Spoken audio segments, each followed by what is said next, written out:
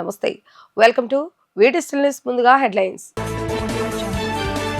తొలి జాతీయ మహిళా సాధికారత సదస్సులో పాల్గొన్న లోక్సభ స్పీకర్ ఓం బిర్లా మహిళలకు గౌరవం ఇవ్వటం ఆది నుంచి వస్తున్న భారత సాంప్రదాయమని వ్యాఖ్య.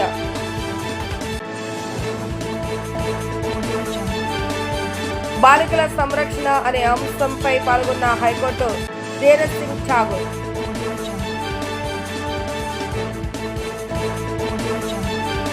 నేషనల్ హైవేస్ అథారిటీపై ముఖ్యమంత్రి నారా చంద్రబాబు నాయుడు సమీక్ష. రోజు రోజుకు పెరుగుతున్న యాత్రికుల రద్దీని దృష్టిలో పెట్టుకుని తిరుపతిలో అత్యాధునిక బస్ స్టేషన్ నిర్మించాలని డిమాండ్.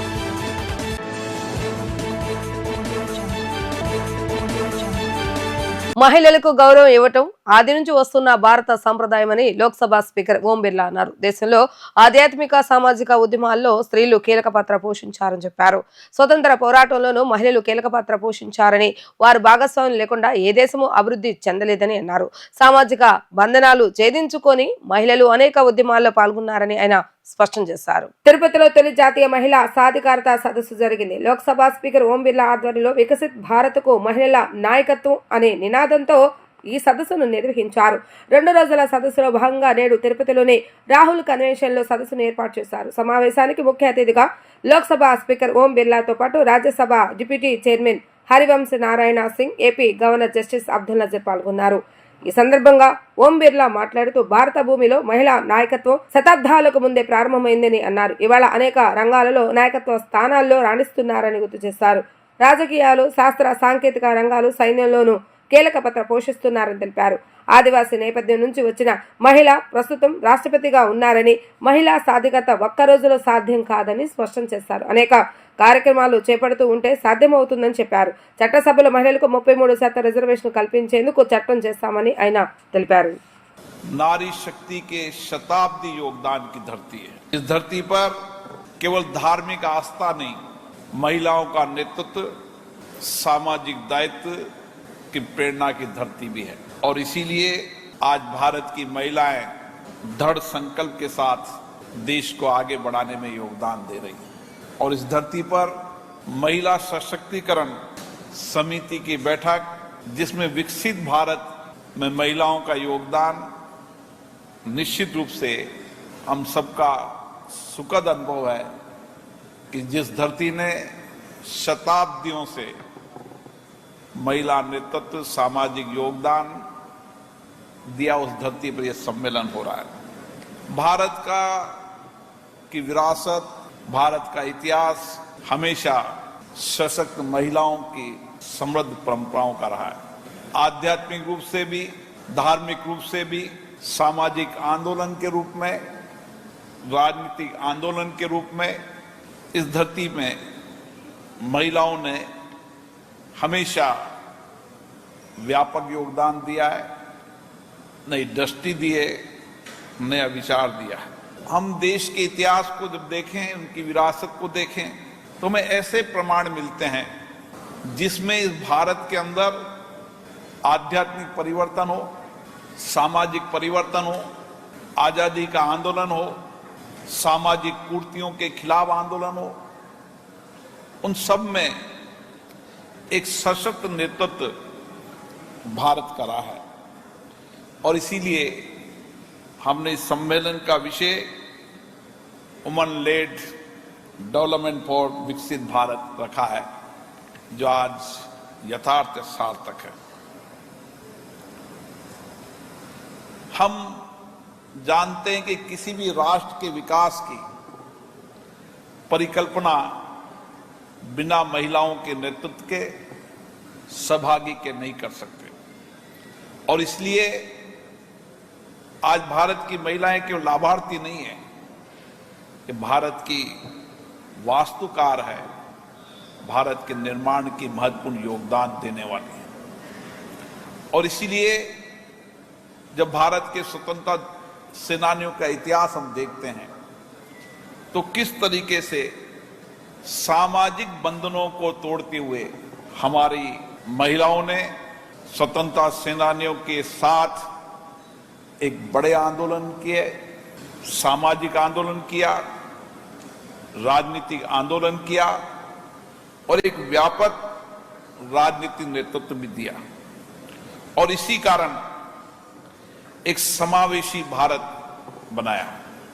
हमें खुशी है जब भारत का संविधान बना था, उस भारत के संविधान में 15 से ज्यादा महिलाओं ने బాలికలు భారమనే ఆలోచన నుంచి తల్లిదండ్రులు బయటకు రావాలని హైకోర్టు ప్రధాన న్యాయమూర్తి జస్టిస్ ధీరజ్ సింగ్ ఠాగూర్ అన్నారు. ఆడపిల్లలు భారం కాదని, వారు మన ఆస్తి అని పేర్కొన్నారు. తల్లిదండ్రులు బాగోగులు చూసుకునే విషయంలో మగ పిల్లల కంటే ఆడపిల్లలు మరింత మెరుగ్గా ఉన్నారని తెలిపారు. విజయవాడ తుమ్మలపల్లి కళాక్షేత్రం వేదికగా బాలికల సంరక్షణ అనే అంశంపై రాష్ట్రంలోని వివిధ రంగాల భాగస్వాములతో Andhra Pradesh high court juvenile justice committee JJC రాష్ట్ర స్థాయి సదస్సు నిర్వహించింది. పిల్లల మధ్య తల్లిదండ్రులు ఎలాంటి లింగ భేదాన్ని చూపించకుండా సమానత్వం చూపించాలని, ఆడ మగ సమానమనే భావన ఉండాలని అన్నారు. బాలికల సంరక్షణకు సంబంధించిన చట్టాలపై టీనేజ్ యువతకు అవగాహన కల్పించవలసిన అవసరం ఎంతైనా ఉందని, పోక్స్ ఇతర చట్టాలపై అవగాహన లేక యుక్త వయసులో చేసిన తప్పులకు వారు భవిష్యత్తు కోల్పోతున్నారని చెప్పారు. ఈ సందర్భంగా ధీరజ్ సింగ్ ఠాగూర్ మాట్లాడుతూ రాష్ట్రంలో బాలికలు బాలుర అక్షరాస్యత విషయంలో వ్యత్యాసం కొనసాగుతుందని అన్నారు. గణాంకాలు పరిశీలిస్తే బాలుర అక్షరాస్యత 73% ఉంటే బాలికలది 59% మాత్రమే ఉందని తెలిపారు. ఈ పరిస్థితిలో మార్పు రావాలని అన్నారు.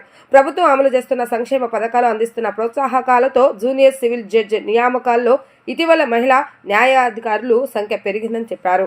ఆడబిడ్డ భారం కాదు, ఆస్తి అని తల్లిదండ్రులు గుర్తించిన కారణంగానే ఆ మార్పు సాధ్యమైంది. క్రైమ్ బ్యూరో రిపోర్టును పరిశీలిస్తే కుటుంబ సభ్యులకు బాగా సన్నిహితంగా వెలిగేవారే బాలికలపై ఆకృత్యాలకు పాల్పడుతున్నారని స్పష్టమవుతుంది. బయట వారి నుంచే కాకుండా వక్రబుద్ధితో ఉన్న సన్నిహితుల నుంచి వారిని కాపాడుకోవాల్సిన అవసరం ఉందని ఆయన తెలిపారు.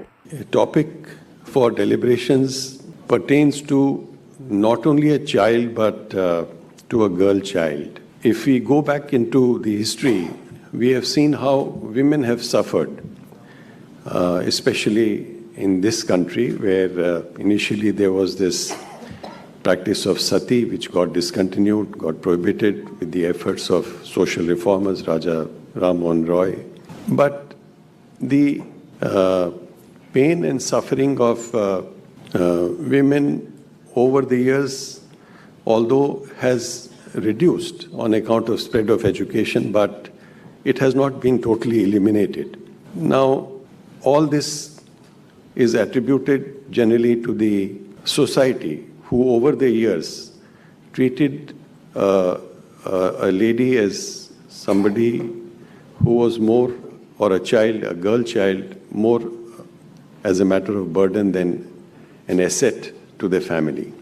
Most of the times it has been seen that a girl child was considered not as a matter of responsibility but a liability who could not contribute to the well-being of the family, and therefore the effort was to somehow get her married at the earliest. Child marriages therefore became very prevalent.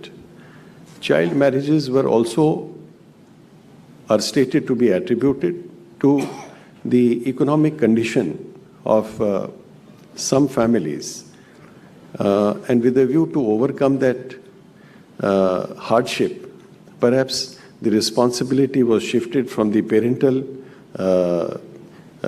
group to the family of the husband.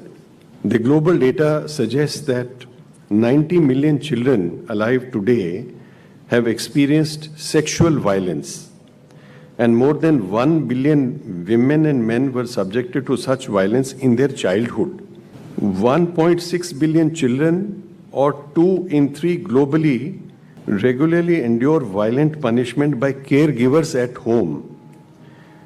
Among those children who experience violent discipline, more than 2/3 are subjected to both physical punishment and psychological aggression. 3 out of 4 young children are regularly subjected to violent discipline by their caregivers. There is violence at school. Worldwide, close to 130 million, more than 1 in 3 students from ages 13 to 15 experience bullying. 86% of the world's children are not fully protected from corporal punishment by law. There is violence online now, and more than a third of young people in 30 countries report as being a victim of online bullying. In 2020, more than 153,000 websites were reported as containing images of child sexual abuse, an increase of 16% from the year before. Sexual violence worldwide is rampant, and approximately 15 million adolescent girls between the ages of 15 to 19 experienced forced sexual intercourse or other forced sexual acts in their lifetime. Children with disabilities are almost 4 times more likely to experience violence than non-disabled children. Another thing which we saw, and I pointed it out in the last meet that we had last year, was that those children who were sexually assaulted, 90% of them, according to the National Crime Bureau's report, were assaulted by those who were known to the family. This is something very alarming. So it is not a person who is walking on the road who comes and who enters a house. So young children who don't know what is right, what is wrong, incapable of understanding, are assaulted and exploited by those who are known to the family. They may be a close relation, they may be a servant in the house.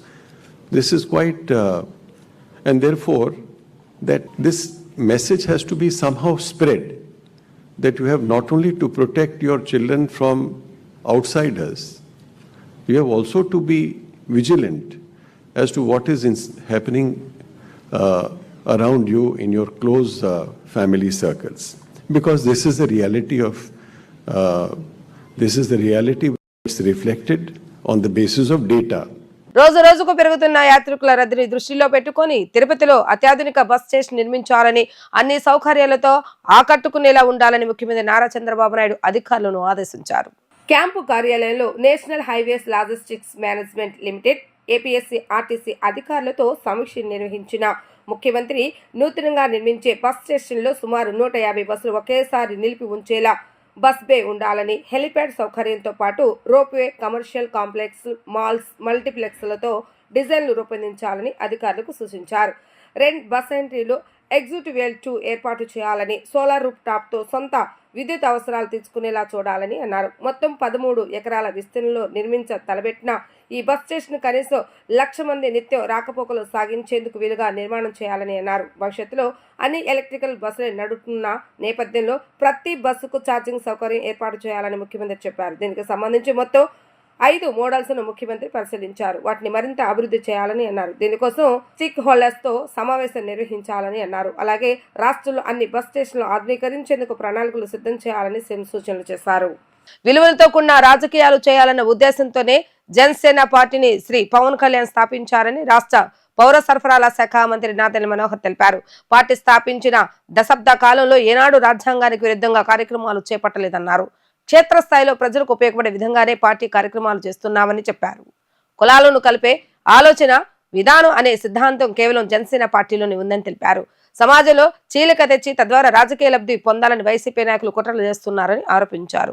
YCP నాయకులు చేస్తున్న కుట్రలను ప్రజలు, Janasena party నాయకులు, జన సైనికులు, వీర మహిళలు జాగ్రత్తగా గమనించాలని సూచించారు. ప్రజలు కూటమి ప్రభుత్వం ఆశీర్వదించారని, వారి ఆకాంక్షలకు అనుగుణంగా పాలన ఉంటుందని ఆయన స్పష్టం చేశారు. రాజకీయాల్లో ఒక ఇన్స్పిరేషన్గా ఉండడానికి కోసం విలువలతో కూడిన రాజకీయాలు చేయాలనే ఉద్దేశంతో పవన్ కళ్యాణ్ గారు జనసేన పార్టీని స్థాపించినప్పటి నుంచి దేశ రాజకీయాల్లో ఒక మార్పు తీసుకురావాలి, సామాన్యుడికి ఒక చక్కటి వేదిక అందించి తద్వారా మన భవిష్యత్తులో ఒక అద్భుతమైన నాయకత్వాన్ని తీసుకురావాలనే తపనతోటి జనసేన పార్టీని స్థాపించారు. ఏ కార్యక్రమం చేసినా ప్రజలకి అంతిమంగా ఉపయోగపడే విధంగా మనం చేయాలనే తపనతోటి జనసేన పార్టీలో మేము అందరం కూడా పనిచేస్తాం. క్షేత్రస్థాయిలో మేము నిర్వహించిన అనేక పోరాటాలు, ప్రజల పక్షాన్ని నిలబడి మేము గలమెప్పిన సందర్భాలు ఎప్పుడు కూడా 10 మందికి ఉపయోగపడే విధంగా, భవిష్యత్తులో ఎవరైనా చూసి ఈ విధంగా చేయాలనే ఒక ఆలోచన రావాలనే భావనతో చేసిన కార్యక్రమాలు. అసలు దేశంలో ఎక్కడైనా కులాల్ని కలపాలనే ఒక విధానం ఒక పార్టీకి కూడా ఉందా చెప్పండి? అటువంటి ఆలోచన కేవలం జనసేన పార్టీకి, పవన్ కళ్యాణ్ గారికే ఉండేది. పాలిటిక్స్ ఆఫ్ కన్వీనియన్స్ ఎప్పుడు చేయదు జనసేన పార్టీ. చాలా కన్వీనియంట్గా ఏ విధంగా ఈరోజు మన రాష్ట్ర రాజకీయాల్లో వైఎస్ఆర్సీపీ పార్టీ ప్రవర్తిస్తుందో, వాళ్ళ నాయకుడు జగన్మోహన్ రెడ్డి గారు అవలంబిస్తున్న తీరును చూస్తే మనందరం కూడా ఒక్కసారి తిరిగి గతంలో ఏ విధంగా వీళ్ళు ప్రజల్ని మభ్యపెట్టారు, ఏ విధంగా ఒక అరాచక పాలన తీసుకొచ్చారనే దానిపైన గుర్తు పెట్టుకోవాల్సిన సందర్భం అనుక్షణం ఉందని నేను ఈ సందర్భంగా రాష్ట్ర ప్రజలకు గుర్తు చేస్తున్నాను. అసలు ఎన్ని కుట్రలు చేశారు, సమాజంలో చీలిక తీసుకురావాలని ప్రభుత్వంలో ఉండి ఒక బాధ్యత కలిగిన వ్యక్తి ముఖ్యమంత్రిగా వ్యవహరిస్తూ కులాల మధ్య చిచ్చు పెట్టిన సందర్భం ఎలా మర్చిపోతాం చెప్పండి. కుటుంబాల్లో కలహాలు పెట్టే విధంగా సమాజంలో చీలిక తీసుకొచ్చి కావాలని ఆ ప్రాంతంలో అభివృద్ధి రాకుండా చేసే ఆలోచన ఒక్క జగన్మోహన్ రెడ్డి గారే చేయగలుగుతారు. అనేక అంశాలు మనం చూసాం గతంలో ఏ విధంగా వీళ్ళు కుట్రలు చేశారు. ఒక రాయలసీమలో ఉన్నటువంటి వాతావరణం ఉంటుందని ప్రజలు ఊహించారు, కానీ రాష్ట్ర వ్యాప్తంగా తీసుకొచ్చారు. ఎట్టి పరిస్థితుల్లో కూడా లా అండ్ ఆర్డర్ పైన కాంప్రమైజ్ ఉండదు. మా కూటమి ప్రభుత్వం చాలా బలంగా చట్టంలోనే మార్పు తీసుకురావాలి, సోషల్ మీడియాని ఏ విధంగా దుర్వినియోగం చేసి మన మహిళల్ని, మన కుటుంబ సభ్యుల్ని రాజకీయ కోణంతో కావాలని దుష్ప్రచారం చేసి ఇబ్బంది పెడుతున్నారో దాన్ని గమనించాలనే ఉద్దేశంతో మొన్న విశాఖపట్నంలో జనసేన లెజిస్లేచర్ పార్టీ తీర్మానం కూడా చేసింది. ఎవరైతే పొరపాట్లు చేస్తున్నారో, ఎవరైతే చిచ్చులు పెడుతున్నారో, సమాజంలో కావాలని మన మధ్యన ఒక ఘర్షణ వాతావరణం సృష్టించడానికి ప్రయత్నం చేస్తున్నారో వారిపైన మనం బలంగా పెడదాం. ప్రభుత్వంలో మనం భాగస్వాములుగా ఉన్నాం. ఈ రోజున మన బాధ్యతతో వ్యవహరించాలి. ఆవేశాలకి గురి కాపాకండి, అర్థం చేసుకోండి మన సిద్ధాంతాలు ఏంటి, మన ప్రయాణం ఏంటి, ఎంత కష్టపడితే దూరం వచ్చాం మనం, దాన్ని నిలబెట్టుకుందాం. పవన్ కళ్యాణ్ గారి నాయకత్వాన్ని ప్రజల్లో తీసుకెళ్ళాలి. దానికోసం మనందరం కూడా కృషి చేద్దాం. అంతేగాని వీళ్ళు చేసే కుట్రల్లో, వీళ్ళు ఆలోచించిన విధానాల్లో కావాలని మనని లాగి ఆవేశపూర్వకంగా ఇబ్బంది పెట్టాలని చూసిన సందర్భాన్ని దయచేసి మీరు చాలా జాగ్రత్తగా వ్యవహరించండి. ఒక ఘర్షణ వాతావరణం తీసుకురావడానికి వీళ్ళు మనందరినీ ఆ ఉచ్చులో లాగడానికి ప్రయత్నం చేస్తూ ఉంటారు. దాన్ని తిప్పికొట్టాల్సిన బాధ్యత మీది. విజయవాడ నగరంలోని ఏలూరు రోడ్లో అప్సరా థియేటర్ ఎదురుగా ఉన్న అనురాధ ఫర్నిచర్ వారి ఆధ్వర్యంలో నీలకమల్ ఫర్నిచర్ షాప్ ను అనురాధ ఫర్నిచర్ షాప్ అధినేత మానేపల్లి మాణిక్యాలరావు, లక్ష్మీకుమారి ప్రారంభించారు. ఈ సందర్భంగా వారు ఇరువురు మాట్లాడుతూ 1985 అనురాధ ఫర్నిచర్ షాప్ ను ప్రారంభించాం. అనురాధ ఫర్నిచర్ స్థాపించి 40 సంవత్సరాలు పూర్తి అయిన తర్వాత నీలకమల్ ఫర్నిచర్ వారితో కలిసి మీ ఇంటి అవసరాల కోసం కావలసిన అన్ని రకాల ఫర్నిచరు లభిస్తాయని తెలియజేశారు. 500 రూపాయల నుంచి దాదాపు 25,000 రూపాయలు విలువ చేసే ఫర్నిచర్ లభించునని తెలిపారు. స్కూళ్లకు, కాలేజీలకు కావలసిన అన్ని రకాల ఫర్నిచర్ లభించును. ఆర్డర్లపై సప్లై చేయడం జరుగుతుందని వారు తెలిపారు. బాడీ మసాజ్, యోగాకు కావలసిన అన్ని రకాల ఫర్నిచర్ లభించునని తెలిపారు. మీ ఇంటి అవసరాలకు అనుగుణంగా కావాల్సిన ఫర్నిచర్ అని అనురాధ ఫర్నిచర్ల షాపులో లభించును. కావున విజయవాడ నగర ప్రజలు అందరూ మా షాపును సందర్శించి అన్ని రకాల ఫర్నిచర్ను పరిశీలించి కొనుగోలు చేయవలసిందిగా మా యొక్క విజ్ఞప్తి అని వారు తెలియజేశారు. ఈ కార్యక్రమంలో అనురాధ ఫర్నిచర్ షాప్ అధినేత మానేపల్లి మాణిక్యాలరావు, లక్ష్మీకుమారి, నీలకమల్ ఫర్నిచర్ వ్యాపార సంస్థ అధికారి B Venugopal, regional manager Ajit తదితరులు పాల్గొన్నారు. My name is Venugopal. I head the retail division for Nilkamal Furniture, Nilkamal Limited, and the retail name of Nilkamal Furniture is Nilkamal Homes.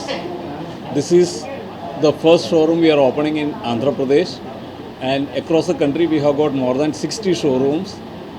And Nilkamal Homes is basically a complete solution, home solution for the consumers, including furniture, home decor and homeware products. In furniture we have got living room, we have got bedrooms, we have got dining. Apart from that we have got utilities, we have mattresses which is under the brand name of Nilkamal Sleep, and then we are having an office furniture section called Nilkamal Edge. So all these are coming together in Nilkamal Homes. So we have highly design oriented products. Understanding the Indian consumers, we design the products. We have got our own manufacturing unit, one of the largest manufacturing units in India, and largest furniture manufacturing company is Nilkamal. And Nilkamal has got a very wide trusted name in the country, and it's there for past 50 years, and the consumer has got a complete trust on this brand. Anuradha furnitures మాది. ఈ ఫరం పెట్టి మేము 85లో పెట్టాము. 40 years అయిపోయింది. 40 years అయిన సందర్భంగా anniversary చేసుకుంటూ ఈ నీలకమల్ హోమ్స్ అనేది స్టార్ట్ చేస్తున్నాం. యాక్చువల్గా మేము 85 నుంచి కూడా నీలకమల్తో ఉన్నాము. నీలకమల్ చైర్స్ అనేది ఫస్ట్ వీళ్ళది. నీలకమల్ చైర్స్ మనం ఆంధ్రాలోనే ఫస్ట్ మనం డిస్ట్రిబ్యూషన్ తీసుకుంది. అప్పటి నుంచి కూడా చేసుకుంటూ వచ్చాము.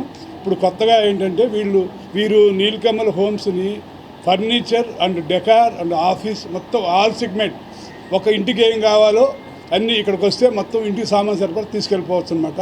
అంత రేంజ్లో తీసుకొస్తున్నారు. ఇండియాలో కూడా వీళ్ళు 60 స్టోర్లు ఉన్నాయి. ఇప్పుడు ఆంధ్రప్రదేశ్లో ఫస్ట్ టైం మేమే దీన్ని ఫ్రాంచైజ్ తీసుకొని ఫస్ట్ టైం వారికి తగిన విధంగా ఈ షోరూమ్ తయారు చేసి పెట్టాము.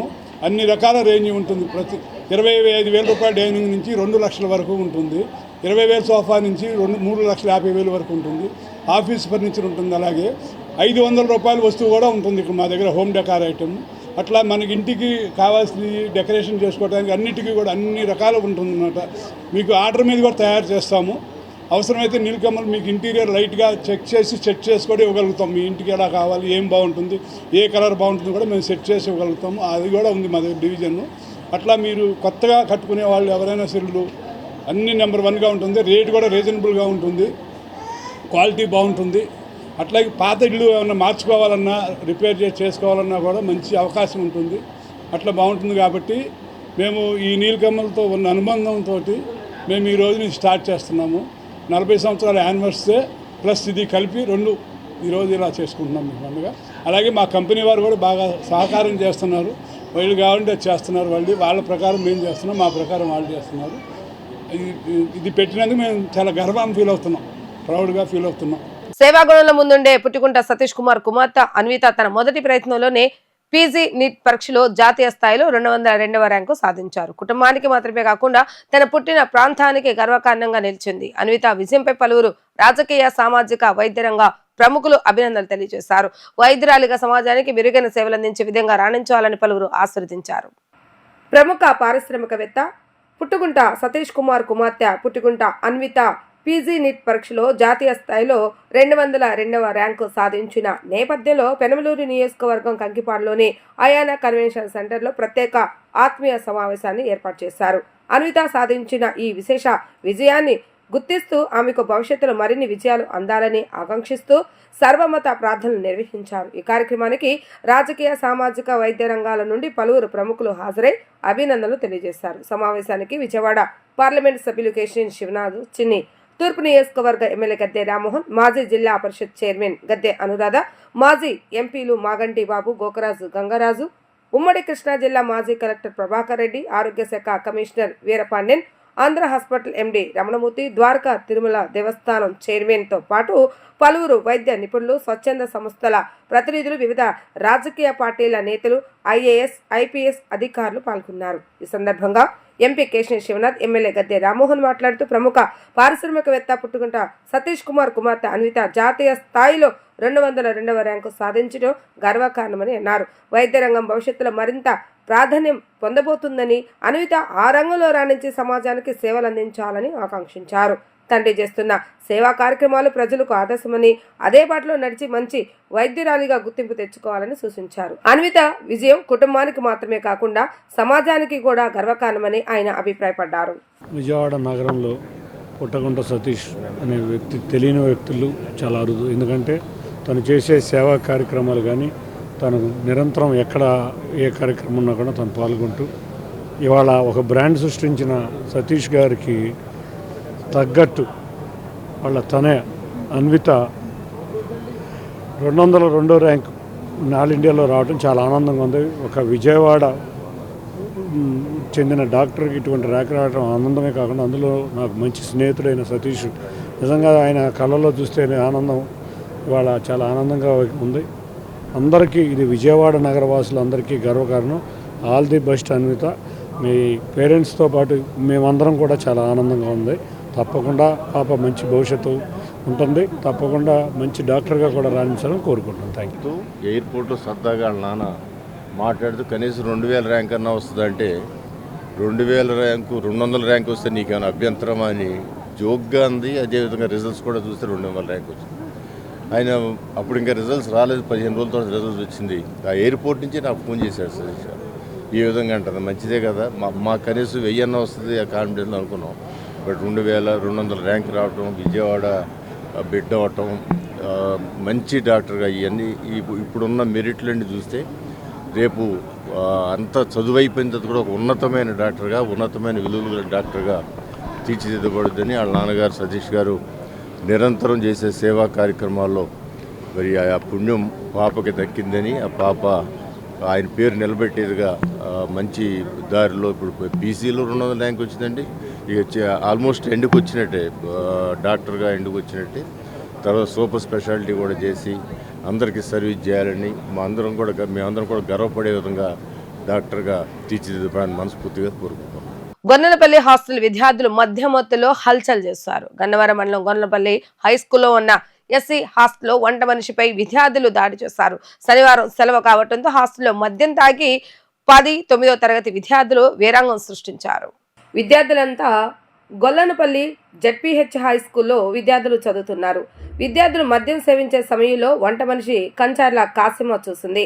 విద్యార్థులు మద్యం తాగటం ఇదేమిటని ప్రశ్నించి వార్డెన్కు చెప్తానని మందలించారు. దీంతో విద్యార్థులు పథకం ప్రకారం వెనుక నుంచి వెళ్లి ఒక్కసారిగా దుప్పటితో మూసివేసి మూకుముడిగా దాడి చేశారు. దీంతో తీవ్రంగా గాయపడిన వంట మనిషి కంచార్ల కాసిమను గన్నవరం ప్రభుత్వ హాస్పిటల్కి తరలించారు. సంఘటన స్థలానికి చేరుకుని గన్నవరం పోలీసులు వివరాలు సేకరిస్తున్నారు.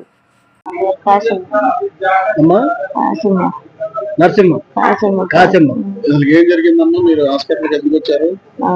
మీరు ఎక్కడ చేస్తారు? ఏం జరిగిందమ్మా? హాస్టల్లో చేస్తానండి, పని చేస్తానండి. హాస్టల్లో పని చేస్తే పిల్లలు ఇద్దరు ఏదో తాగుతున్నారని పట్టుకున్నారండి. పట్టుకుంటే వాళ్ళు దుప్పట్లు కొమ్మేసేసి ఈక తీసుకేసారు. గొంతుకంతా తీసుకేసి నడుము మీద 10-15 మంది కూకున్నారండి. అది అండి అసలు. కేసు పెట్టావమ్మా పోలీస్ స్టేషన్ లో? రాసుకున్నారండి. మీ వార్డెన్ గారి పేరు ఏం పేరమ్మా? నువ్వు చేసే వార్డెన్ గారి పేరు? ఏ ఊరు హాస్టల్ అన్నది? ఆ పేర్లు ఎందుకు కొట్టారు పిల్లలు మిమ్మల్ని? ఎందుకు ఏం చేశారు? పట్టుకున్నానండి. మందు తాగుతున్నారని మీరు మందలించారా? ఎక్కడ తాగుతున్నారమ్మా మందు? స్కూల్ పైన? స్కూల్ పైన? హాస్టల్ పైన? హాస్టల్ ఎక్కడ? జ్యోతి అండి. మా అమ్మగారు గొల్లనపల్లి జెడ్పీహెచ్ స్కూల్ బాయ్స్ హాస్టల్లో చేసింది. మా అమ్మ మధ్యాహ్నం 3ంటికి పిల్లలు కనిపించట్లేదని డాబా పైకి వెళ్ళింది. ఆ క్రమంలో పిల్లలు పైన ముందు తాగుతూ కనిపించారు. ఏంటయ్యా మీరు ఈ పనులు చేయడం అని చెప్పి మా అమ్మ మందలించడంతో ఆ పిల్లలు మా అమ్మ రిటర్న్ మళ్ళీ కిందకి రావడమే దుప్పటి ముసుకేసి ఇట్లా గొంతుకు బిగించి కొట్టడం జరిగింది. మా అమ్మ అరిసినా కానీ వదల్లా. తర్వాత కింద పడేసి నడుము మీద కూర్చుని బాగా గట్టిగా బలంగా లాగి కొట్టడంతో మా అమ్మ స్పృహ తప్పి కింద పడిపోయింది. ఆ క్రమంలో మాకు ఫోన్ చేసింది. ఫోన్ చేయగానే మేము వెంటనే రెస్పాన్స్ అయ్యి మా తమ్ముడు నేను వచ్చాం. రాగానే మాకు ఇలా జరిగిందని చెప్పింది సార్. అది అందుకని మేము తీసుకొచ్చి పోలీస్ స్టేషన్ లో ఫిర్యాదు చేసి మేము గవర్నమెంట్ హాస్పిటల్ కి తీసుకొచ్చాం. ఒక 10-15 మంది పిల్లలు ఉంటారండి. వార్డెన్ పేరు దానియేల్ అంటే. వార్డెన్ గారు ఏమనలేదండి, సరేలే అని అన్నారు. చూశారు, వస్తున్నారండి. పోలీస్ స్టేషన్ కి ఫిర్యాదు చేసి వచ్చామండి. వార్తలు ముగించే ముందు హెడ్లైన్స్ మరొకసారి. తొలి జాతీయ మహిళా సాధికారత సదస్సులో పాల్గొన్న లోక్సభ స్పీకర్ ఓం బిర్లా మహిళలకు గౌరవం ఇవ్వటం ఆది నుంచి వస్తున్న భారత సాంప్రదాయమని వ్యాఖ్య.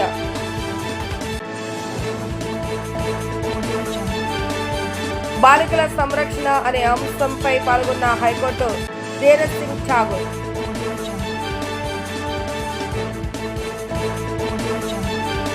నేషనల్ హైవేస్ అథారిటీపై ముఖ్యమంత్రి నారా చంద్రబాబు నాయుడు సమీక్ష. రోజు రోజుకు పెరుగుతున్న యాత్రికుల రద్దీని దృష్టిలో పెట్టుకుని తిరుపతిలో అత్యాధునిక బస్ స్టేషన్ నిర్మించాలని డిమాండ్.